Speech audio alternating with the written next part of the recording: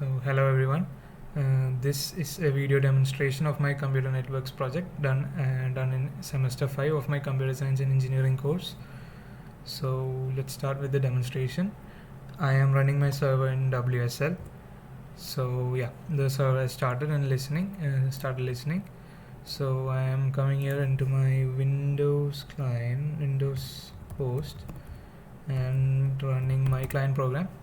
So as we can see, it's showing that that a client has been connected, and that's the IP address of my Windows machine on my local network. So let's go through all the commands. So first we have the create command. Before that, I'll show that there is actually no file that exists with the name hello.txt. Hello. So as you can see, it's empty. So we are going to create one with create hello.txt, and we can see that the file has been created. Now if we do ls, we can see that there is a file hello.txt that's been created, and it's an empty file. We can check that when we do cat command, we can see it returns an empty string, like it returns empty. So now let's add some content to it. So we do hello edit hello.txt, and we can see that it's actually waiting for us to write some input. So I'll type in something and end it with the hash. So the hash actually tells it to stop reading, and we can see that the file has been edited. So if we execute the cat command here again, we can see that the whatever we wrote has come here, has been written into hello.txt, and we can see the error handling that I have kept in create hello.txt. Yes, we can see when we try to create hello.txt again, it's actually saying that the file with it's actually saying file with the same name already exists. It would be pretty terrible to have files with the same name in the same directory. So now we are done with this. We don't want hello.txt anymore. I'll just execute cat here. Yeah, we can see that the content is same. Yeah, so we no longer need hello.txt, so we can delete it using delete hello.txt, and says that the file is deleted. We can just verify that. Yeah, we can see that hello.txt is gone. Now let's exit out of the prompt and take a look at the code. Yeah, so this is the code for my server, and I'll go line by line. This is packages, importing them, declaring them, that's going on here. So we have a main function here. We have a log package, that's a standard package, which prints, which gives us this nice little printing with the date and time and all. And this listen function is actually very relevant to us, because according to the official docs, what it does is it listen announces on the local network address. So here what we're doing is we give the type of network as the first argument, and we give the address as the second argument. So 0.0.0.0 means that whatever address the server is running on, it will just map whatever clients that is coming into the server to the IP address of the host, IP address of the server at port 8080. And this is some error handling that's going on here. And defer l.close. Those who know Go, you know what defer stands for and what it's used for. So now we have an infinite loop here. So why infinite loop? Because we have to accept as many connections that we have to accept all connections that are coming to the server. So an infinite loop is the obvious choice.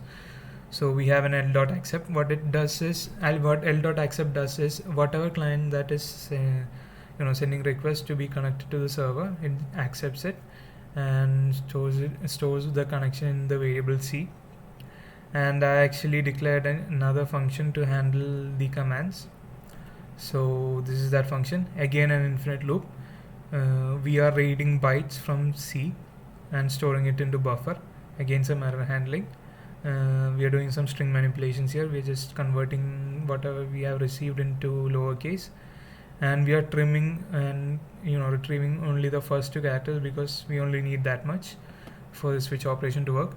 So CR gets mapped to create file, CA to cat, DE to delete, ED to edit, and we have a default case which writes back that when we type in something which is not recognized, it writes back the command is not recognized. So these functions are actually defined here. So we have a function create file. So what it does is it actually checks the current directory whether the file exists or not. If it exists, if it doesn't exist, it can go ahead and create the file. So that's what's happening here. Nothing special. It just uses the inbuilt commands to create a file, and it closes it and returns to the client that the file has been created. If the file with same name does exist, it returns an error saying that the file with the same name already exists. So now we look at the function for the cat command. So we are actually retrieving the content that we wrote earlier. I believe we all remember that.